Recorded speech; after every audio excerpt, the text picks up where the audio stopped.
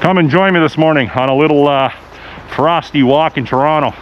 Minus 23 degrees Celsius with wind chill. I think it's around minus 27 or something. It's cold out, hence I got some more enhanced winter gear. But listen, I want to talk about how Mark Carney is whipping up civil unrest in this country purposely for his own political and financial gains. Stick around, you want to hear this. Mark Carney, at the onset of his him taking the position of Prime Minister, he said, give him time and judge him based on the prices at the grocery store. Now, of all G7 countries in the last 12 months, our food inflation is at the top. It ranks, well, it ranks the worst above all the other G7 countries. So, Mr. Carney, if we're basing you or judging you based on what you're doing for food affordability, it's a resounding fail. Now, like I've touched on a few of my last videos, you've gone around the world since you became installed as Prime Minister on our dime. You're on either a smaller military jet or a large one, a large Canadian, I think it's an Airbus 320, I think. And you fly all over the world. You've spent more time abroad than you have in this country. Now, your charade in China, your charade in Qatar, and your charade in Davos is over. Now you're in Quebec City right now. You're at a caucus retreat with your liberal mafia, conspiring how you're going to keep the fear-mongering going with Donald Trump. And I'm going to tell you, you're doing a very good job. The elbows uptards in Canada have not only bought into your propaganda, they are wholeheartedly following you off that cliff. So for the next coming months, because there's either going to be a spring election or there's going to be a fall election, for the next, say, 6 months minimum, you're going to go on the largest fear campaign in Canadian history. You have to paint Donald Trump as the boogeyman, like I said before, and like anyone that follows this kind of content already knows what your game plan is. The unfortunate part about that, one of many, is you are pitting Canadians against other Canadians. You are starting an internal civil war within this country. And it's not the left or right.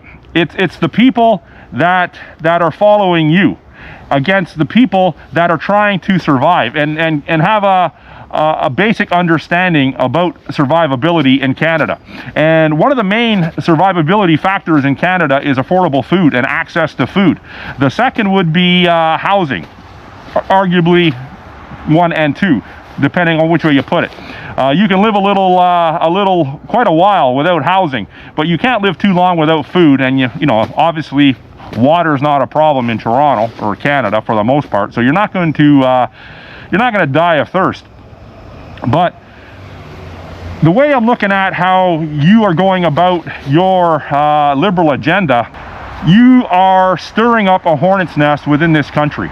And I'm getting, you know, just in my small circle of friends, I can see they are getting more and more hostile, more and more worried about where this country is going. Now, your fake alliance with China, fake or not so fake, I don't think is being as widely accepted as anything other than theatrics in China. In Canada, solely surrounding your voter base, they are buying it hook, line, and sinker. They are taking the side of a communist dictatorship that has a deplorable human rights record over a democracy in the United States, which is our closest ally and has been since the dawn of time. You've struck alliances with Qatar, another country that has deplorable human rights, and you have not brought one viable solution to Canada in the 9 or 10 months that you've been installed as Prime Minister. And you're going to campaign on the same things again as you did last time, is I'm the guy to deal with Donald Trump. I wouldn't be surprised to see a girl guide show up at your door and try to sell you cookies, and when you only bought one box, she laid a shit kicking on you. That's about as much faith I have in you to take care of anything. From a posturing standpoint, from an intimidation standpoint, Mark Carney and your cronies and your ilk are not intimidating. That's why you had to go around the world and drum up support, because you're a little chihuahua, like I said in one of my videos. You're looking for that Rottweiler to get behind you. And it's not happening. It's not happening. So what you have to do, well, what you're going to do, you're going to come back and you're going to stay more in this country. And you're going to whip up a frenzy in this country like the Democrats have done in the US. Same as in Minneapolis, same as in Chicago, same as in New York City, same as in Los Angeles. Any Democrat, liberal, communist state, province, they all are on the same page, and they're all going to buy in to your violent, fear-mongering rhetoric. And you're getting soccer moms, you're getting retirees, you're getting people that live in $2 and $3 million houses. You're getting them worked up into a frenzy, saying that they want to take up arms to, I'm doing the quotation, you can't see them, I'm wearing mitts, it's minus 23 out today.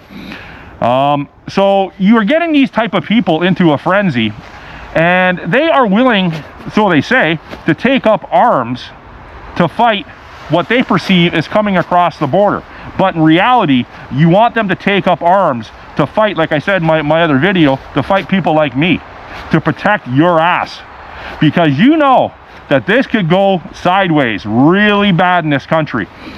I've had a couple people over the last couple weeks say to me, there's an RCMP report that was put out some time back, and I'm aware of it, I read it, that if Canadians really knew the state of this country, there'd be mass chaos in the streets already. The level of debt that we're in, the level of collapsing infrastructure that we are currently experiencing in larger cities due to unsustainable immigration, and I don't blame the immigration, I blame the assholes like you that invited them in to cause chaos. The Cloward-Piven strategy, overwhelm the welfare system to destabilize the current government. Keep people in a constant state of fear. And that's what you're doing, Carney. Your little 5-foot beta cuck ass, 5'7" beta cuck ass, weighs 145, 150 pounds. Hey, and I'm not saying because of your physical stature that you're a dandy.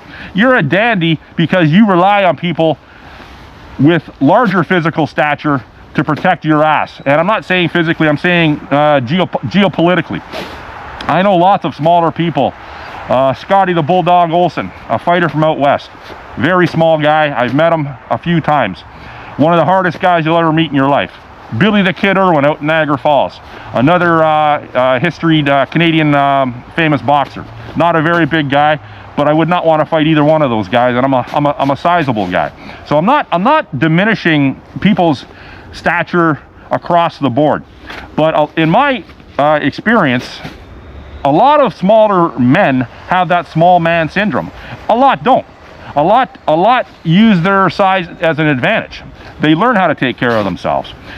Carney, your speech in Davos was all scripted by your speechwriters. People are saying, they rolled out a gink on CBC a couple days ago. The same usual male, beta feminized males with the red colored glasses or the blue frame glasses. They all look the same. They're cookie cutters. And this guy went on to say that Donald Trump was intimidated by Mark Carney's speech because he was upstaged by Mark Carney's speech in Davos. Like, come on, man. You expect anyone to buy that other than these boomers, and I don't even like using that word, but other than these retirees or these soccer moms or the Chardonnay drinking groups of women? Do you think anyone else is buying into that shit? Other than your ilk, other than your beta feminized males and your masculine women, and I'm not saying all soccer moms are masculine, some of them aren't, but there is a movement, a wave in the liberal ideology in this country that is becoming increasingly more hostile and violent when they don't have to be. Their life is going relatively well. For the most part, they're driving around in their Mercedes SUVs. They have two of their kids in rep hockey. things are going well. They have a 6,000 square foot house. But these are still the people that are meeting up and spewing their vitriol. It's all virtue signaling for the most part. It's all just to be accepted as part of a group. I understand that. Everyone wants to be part of a gang. There's not too many lone wolf mentalities out there, such as myself, because it's hard. It's hard to travel as one. It's much harder to travel as one. It's much harder to survive as one. If you travel in a pack, the life expectancy or the acceptance is going to be obviously much longer. Now, I went off on a tangent. There might be a bad analogy, but listen, Mark Carney is getting this country against each other, and he's going to do it for his own political and financial gains. That's all he's doing. He's not Canadian, this guy, okay? People didn't even know who Mark Carney was on the left until he came out like 2 weeks or 3 weeks before Justin Trudeau announced that he was going to step down. Then all of a sudden they pushed Mark Carney to the forefront because he was the wolf in waiting anyways. He was waiting for that gink Trudeau to run its course. We got Katy Perry lined up for that gink. We can make you look like you're not a homosexual. Go with Katy Perry. Everyone knows she's a woman. Do that for a little while, and maybe we can quell some of this homosexual talk. Okay, that's why they did that with gink Trudeau.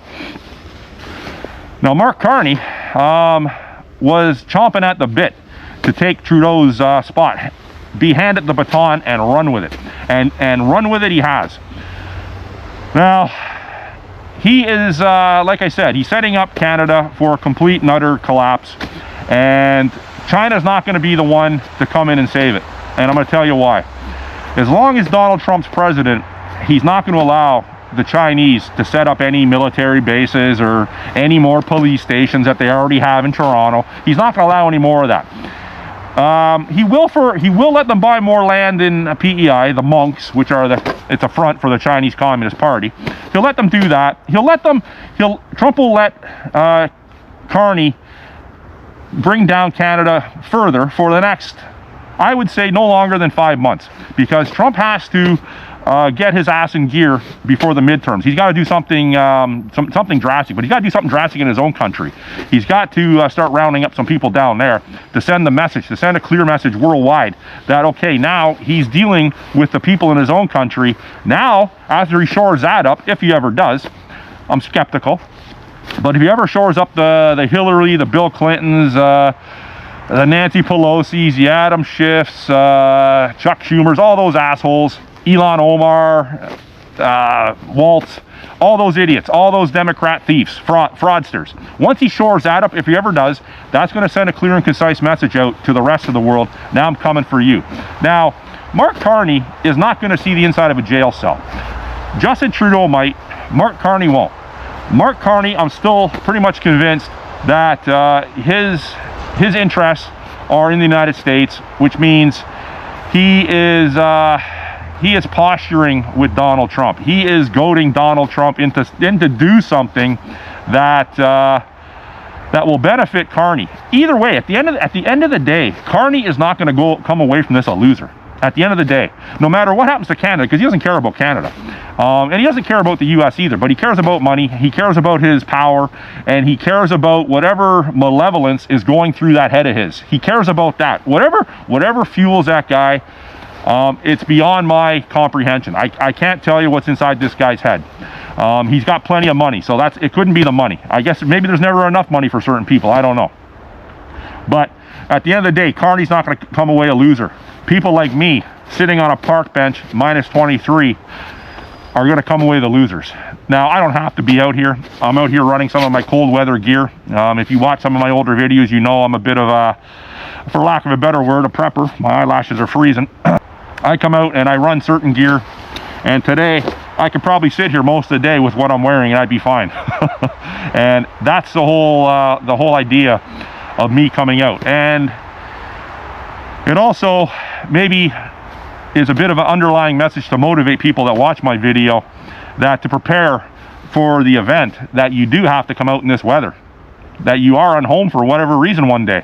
And if we ever are unhomed, or we ever are in a bad situation, like hundreds of thousands of people in Canada already are. There's already 15,000 homeless per night in Toronto. 2 million food bank visits per month in Canada. So I'm not diminishing those people that are already experiencing life and death hardships, because I know they're out there. I see them, not daily anymore, but I have for many years in my life. I've seen the hardship daily, because I put myself out here. So if we ever end up, or if you, the Liberals, sitting in front of their crackling fireplace right now, sipping their mocha latte, if you ever end up in a situation where you're sitting on a park bench where it's minus 23, it won't be because of me and the Conservatives. It'll be because of Mark Carney and the way you backed him and the Liberals. That's why. It's not going to be Donald Trump's fault. It's not going to be Trump's fault that you're homeless and that you're hungry. It's the Liberals. That's all I got to say. Got any questions, comments, or concerns, put it in the comment section. Thanks for watching. Bye.